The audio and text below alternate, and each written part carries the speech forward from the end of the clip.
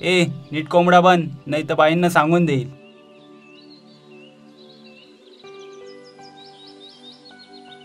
बाईंचा चमचा कुठला, रोज रोज कोंबडा बनवतो. नेहमी नेहमी कोंबडा बनवून आता तर मला पण कोंबड्याची फिलिंग यायला लागली. पूर्ण वर्गात आपणच दोघं दिसतो का याला?